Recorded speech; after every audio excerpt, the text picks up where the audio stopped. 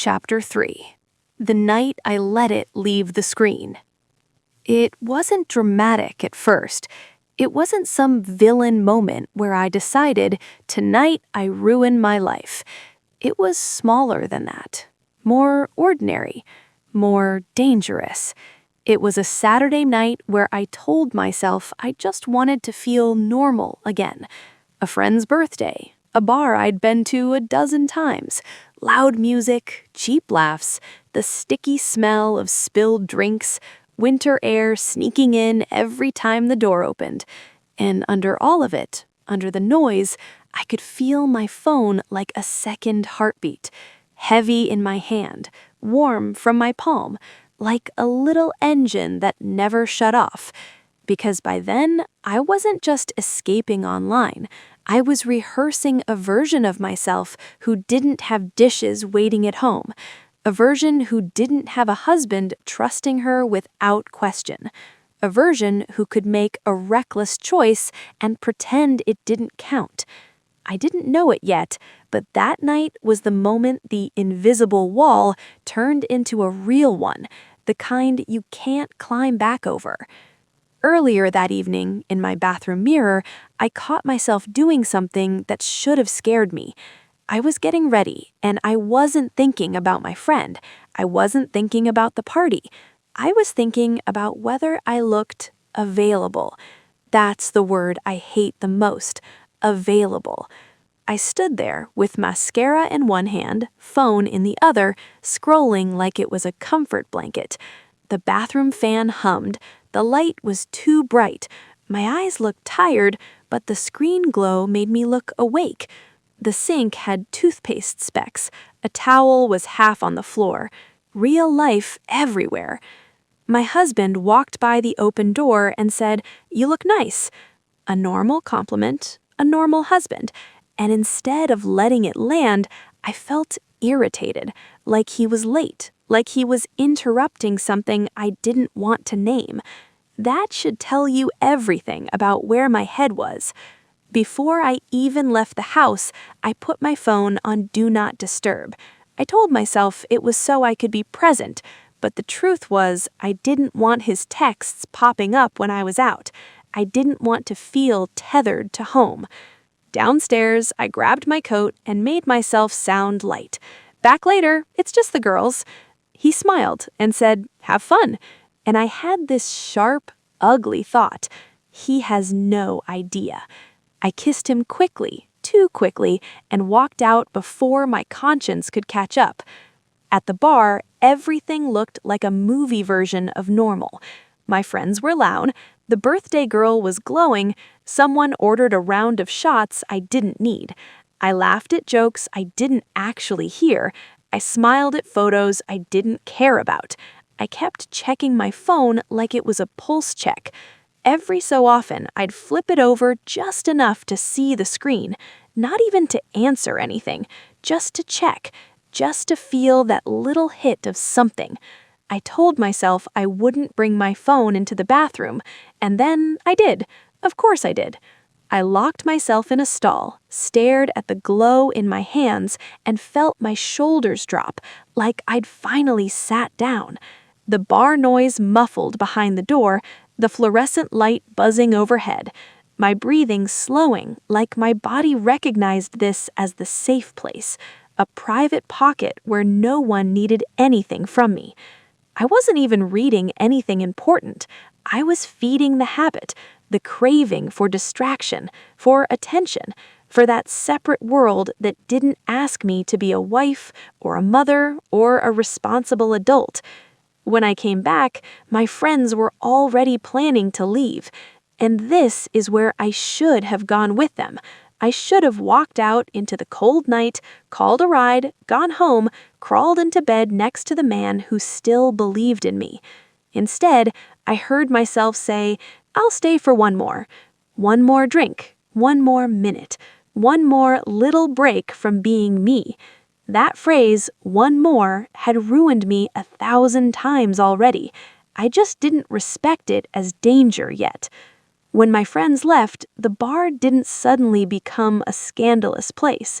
It became quieter, Less laughter at my table, more space around me, more room for choices I didn't want witnesses for. I sat at the bar alone, turning my glass slowly, watching the ice melt and listening to my own thoughts get louder. The bartender wiped the counter in slow circles. A couple argued softly at the far end. A door opened and closed, bringing in a blast of cold air that made my skin tighten. My phone buzzed. My husband texted, "Everything good?"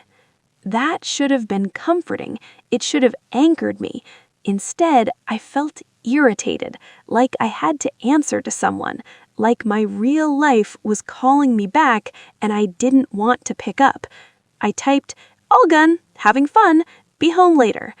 The exclamation point was a lie by itself. Then I added another lie.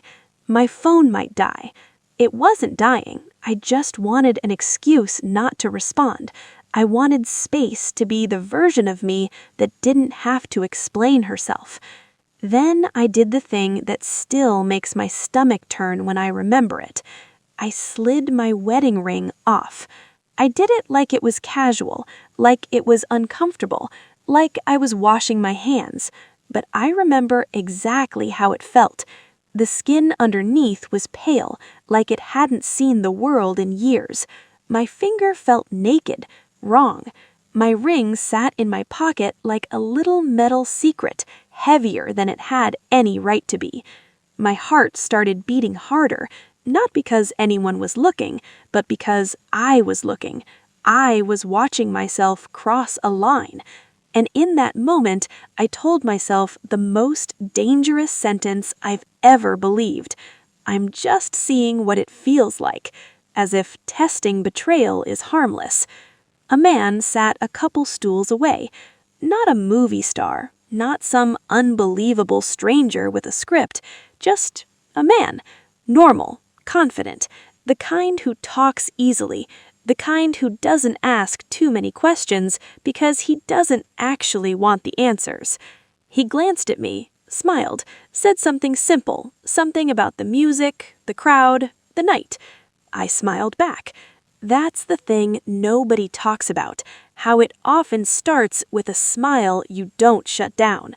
I could have ended it right there with one sentence, "Thanks, but I'm married." I didn't say it.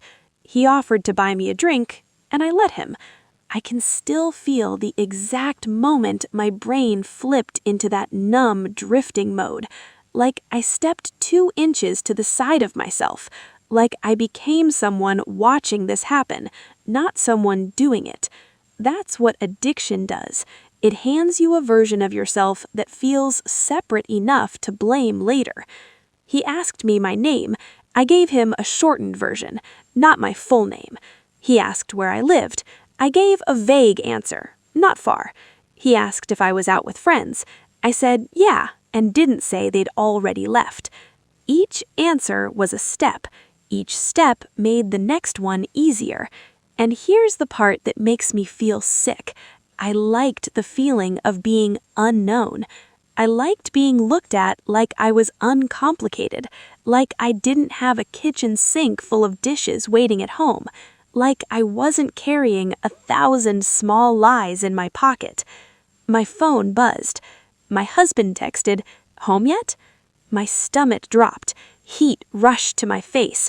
My hands felt clumsy all of a sudden, like they belonged to someone else. I could have ended it then. I could have grabbed my ring, put it back on, stood up, walked out. Instead, I did what I'd practiced online for months. I hid. I angled my phone away. I turned my body slightly. I typed fast. "Not yet. Party's still going. I'll be home soon." It wasn't a party anymore. It was me sitting at a bar with my ring in my pocket, building a second life in real time. The man leaned closer, the bar lights flashing across his face, and asked me, "Want to get out of here?" Not graphic, not explicit, just those words, and my chest tightened like a warning siren. I heard my own voice in my head, quiet, frantic. Don't do this. Don't be this person." Then the other voice, the one that had been feeding on one more for months, answered back, "You're already here. You already crossed the line. What's the difference now?" That's how the spiral talks. It makes the next disaster feel like a small step because the last one already happened. I said yes, and the moment I said it, my body went cold because suddenly it wasn't fantasy, it wasn't a screen, it wasn't some private, hidden space. It was real. It was consequences. In the parking lot, the air hit my face like a slap, cold and sharp. My breath came out in white puffs. The pavement was slick in places. The streetlights made everything look washed out and exposed. His car interior smelled like fast food and cologne and stale heat. The seatbelt clicked, the door shut, and it was like the world went quiet. My phone sat in my hand, glowing in the dark. I stared at it like it could save me. I could have texted my husband right then. I could have called a ride. I could have gotten out and gone home. Instead, I did what I always did when guilt started rising. I reached for the thing that numbed it, my phone. I told myself I wouldn't answer if my husband called, because if I answered, I'd have to lie out loud. And for some reason, typing lies felt easier than speaking them. I told myself I was still in control because I wasn't drunk, as if that made it better, as if being sober means being innocent. Then my phone lit up with his name anyway. My husband called. It rang in my hand, bright and undeniable, and my throat tightened. I declined it. Then I texted. Music was loud, didn't hear it, leaving soon. I can't even describe how low it feels to lie like that. To lie to someone who would have come to get you, no questions asked, if you just told the truth. I put the phone face down and stared out the window while the car moved. Streetlights slid across the glass like a slow, silent countdown. My pulse kept jumping, like my body was trying to warn me in the only language it had. And the whole time I kept thinking, just get through this. Just get through this, and then you can go back to normal. That was my favorite lie, that normal would still be waiting for me. I'm not going to describe what happened next, not because it didn't happen, not because I'm protecting myself, because the details aren't the story. The story is the decision. The story is the line crossing from private to real life. The story is the way a screen-trained hunger can convince you that you're entitled to a moment that will burn down years. In the moment, I felt this awful, addictive relief, like the pressure in my chest finally released, like I didn't have to fight myself anymore. And then, later, after, when the quiet settled back in, the relief evaporated. What was left was dread, thick and heavy and cold, the kind of dread that doesn't sit in your mind. It sits in your body, like you swallowed a stone. I went home before sunrise. The house was dark, the porch light was on, and I knew immediately he'd been awake. I stood in the entryway with my keys in my hand, listening to the quiet. The kind of quiet that feels like judgment. I slipped my shoes off carefully, like being quiet could undo what I'd done. I took my ring out of my pocket and put it back on before I even walked upstairs, like it was a reset button, like it could erase the last few hours. My husband was in bed, turned away. I stood there, frozen, staring at the shape of his back. He didn't move. I lay down without touching him. I stared at the ceiling in the dark. My phone sat on the nightstand like a weapon. It buzzed, some meaningless alert, and I almost laughed, because suddenly every little digital habit that had fueled me felt disgusting, like I'd finally seen it in clean, unforgiving light. I didn't sleep. I just kept replaying the moment I declined his call, over and over. That was the moment I felt my marriage crack. The next morning was normal in the cruelest way. Kids asking what's for breakfast, cartoons playing softly, coffee brewing. Life didn't pause for my collapse. My husband moved around the kitchen like a ghost, quiet, controlled. He looked at me once, and there was something in his eyes that made my stomach twist. Not rage, not yet. Something worse. Distance. Like he was already stepping away and I was watching him go. I tried to talk like nothing happened. I said, "Morning," too bright. I asked, "Want coffee?" like we were okay. He didn't take the bait. He didn't argue. He didn't accuse. He just said, "You were out late." My mouth went dry. I could have lied again. I could have said the party went long. I could have blamed a friend. I could have said my phone died. Instead, I heard myself say, small and flat, "Yeah." That was all I could manage, because the lie was too big now. I lasted 2 days. 2 days of walking through my house like I didn't belong there. 2 days of looking at my kids and feeling like a fraud. 2 days of seeing my husband's face, tired, guarded, and realizing I had done this to him. And here's the thing about secrets. They don't stay in one place. They leak. They show up in your tone, in your patience, in the way you flinch when someone touches your shoulder. I became jumpy. I became defensive. I snapped over nothing. I started volunteering for chores I didn't usually do. Laundry, dishes, extra errands. Like being useful could balance the scale. Like I could scrub guilt off countertops. I stopped leaving my phone out.